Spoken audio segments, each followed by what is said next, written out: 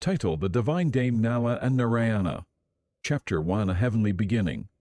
In the vast expanse of the celestial skies, where stars were but mere flickers of candle, and the moon was the crown jewel, there was a palace made of luminous clouds, known as Swargaloka. Here, deities and celestial beings lived in harmony, serenaded by the tunes of divine instruments played by the Gandharvas and Apsaras. In the heart of Swargaloka, there was a garden where the petals shimmered with dewdrops of gold. It was here that Narayana, or Lord Vishnu as he was often called, would recline on his celestial serpent, Adishesha, pondering on the mysteries of the universe.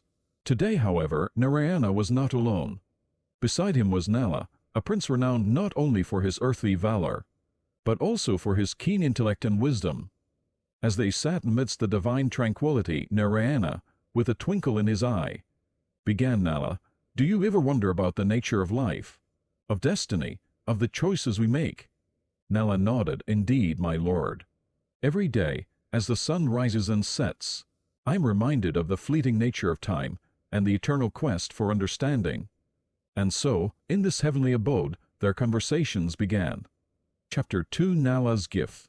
One day, as the melodies of the celestial Veena played, Narayana said, "Nala, in appreciation of your wisdom and valor, I wish to bestow upon you a unique gift." Before Nala could react, a radiant light enveloped him. As the light dissipated, Nala felt an unfamiliar sensation. His senses were heightened. He could hear the whispers of the wind, conversations of the flowers, and even the softest footsteps of an ant. Narayana, with a gentle smile, said, "You now possess the heart of nature.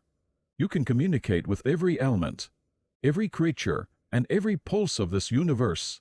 Overwhelmed, Nala replied, "My lord, this is an honor beyond words. But why have you granted me this gift?" Narayana responded, "With this gift, you will uncover lessons that even the scriptures may not reveal. But remember, with this ability comes responsibility. You must respect every voice, every whisper, and every secret that nature shares with you." And so, with a heart full of gratitude and a mind brimming with curiosity, Nala's journey with his newfound gift began. Chapter 3: The Divine Challenge. A few celestial days later, which might have been years in the earthly realm, Narayana approached Nala with a playful grin. "Nala, how do you feel about a challenge?" Nala, intrigued, responded, "A challenge from you? My lord? That's an opportunity I cannot refuse." Narayana's voice echoed with a mix of seriousness and jest. "Very well. Your challenge is to venture into the realms of earth, to places untouched by human feet. Use your heart of nature to understand the mysteries that lie therein. Each mystery will hold a lesson.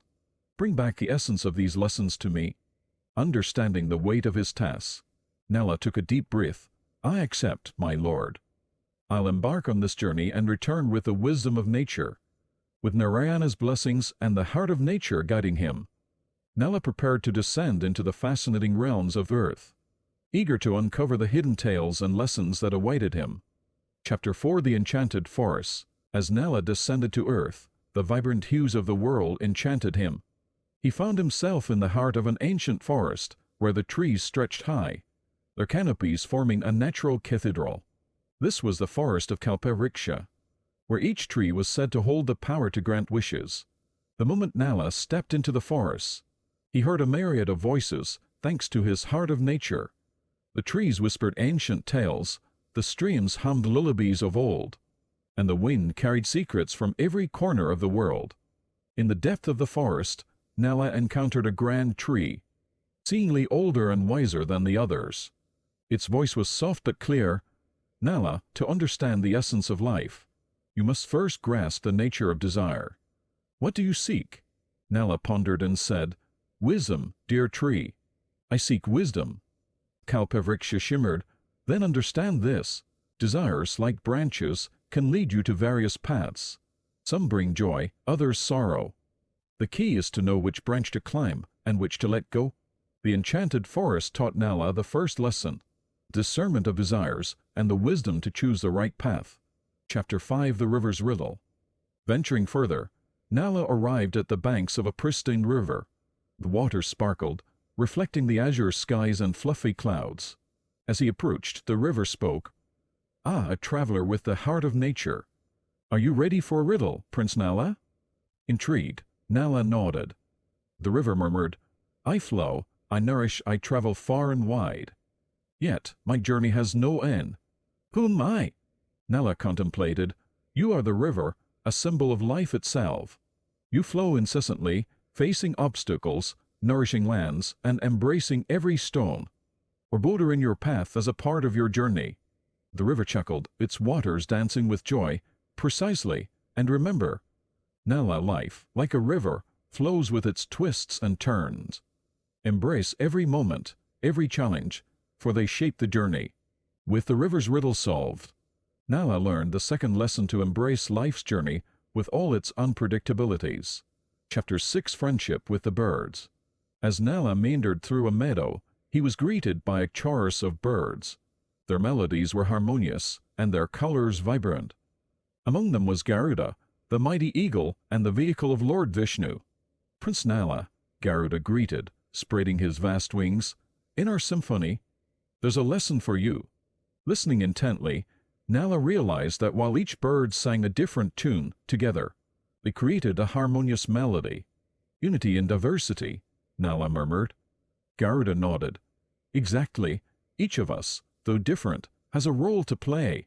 It's the combination of our individual strengths that creates this beautiful harmony." Amidst the birds, Nala learned the third lesson, the strength of unity and the beauty of diversity.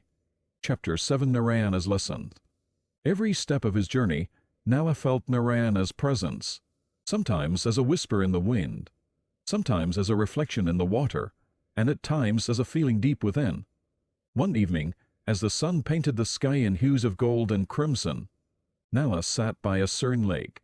The waters were still mirroring the sky, and in that reflection he saw Narayana. "My dear Nala," Narayana's voice echoed, "every experience, every interaction is a lesson. But remember, the true essence of these lessons lies in understanding yourself." Nala closed his eyes, and in the silence, he felt a profound connection with the universe and a deeper understanding of his own being. This was the fourth lesson. Self-awareness and introspection are the keys to true wisdom. Chapter 8: The Final Game. The moon shone brilliantly over the vast plains, as Nala found himself in the heart of a grand palace. The pillars were adorned with jewels that shimmered, illuminating the hallways. Here, celestial beings gathered, their aura radiating a soft glow. In the center stood a game board. It looked familiar to Nala, reminiscent of the game he played back on Earth. This one was grander, with pieces that seemed alive. Narayana appeared beside him.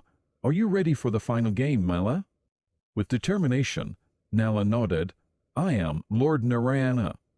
As the game began, each move Nala made reflected the lessons he had learned. When he encountered an obstacle, he remembered the river's lesson of embracing life's journey. When faced with a choice, he recalled the wisdom of the Kalpavriksha in choosing the right path. And when he felt lost, he remembered the importance of unity and self-awareness. Hours seemed like minutes, and soon the game reached its climax. With one final move, Nala achieved victory. The celestial beings erupted in joyous applause. But Nala's eyes were on Narayana, who wore a proud smile. "You've played well, Nala," Narayana praised. "But remember, this game was not about winning or losing. It was about understanding life's intricacies." Chapter 9: Return to the Celestial Abode. With the game concluded, a radiant portal appeared. It was time for Nala to return to Swargaloka. As he approached the portal, the lessons and memories of his earthly journey flashed before his eyes. Upon his return, he was greeted with jubilant cheers. The celestial beings were eager to hear of his adventures. Nala recounted his experiences, from the enchanted forest to the river's riddle and his conversations with Narayana. As he spoke, a divine aura enveloped the gathering. Everyone present felt a deep connection to Nala's tales, realizing that his journey was not just his own, but a reflection of every soul's quest for understanding. Chapter 10: Eternal Playmates. Days turned into nights, and nights into days. The bond between Nala and Narayana grew stronger. They often sat in the golden-lit gardens of Swargaloka, reminiscing about their game and the lessons it brought. One day, as the duo gazed upon the cosmos, Narayana said, "Every soul, Nala, is on a journey. While the paths may differ, the destination is the same. To understand, to evolve, to return to the source." Nala, absorbing the depth of Narayana's words, responded, "And in this grand journey, it's the experiences that mold us, the challenges that strengthen us, and the lessons that guide us." Narayana smiled. "Well said, Nala. Remember, life is the grandest game of all, and we are all eternal playmates in it. And so, in the heart of the celestial realms, amidst the shimmering stars and the infinite cosmos, the tales of Nala and Narayana became legends, passed down through eons, reminding every soul of the eternal game of life." The end. Thank you for watching. Please give a like and subscribe. Thank you.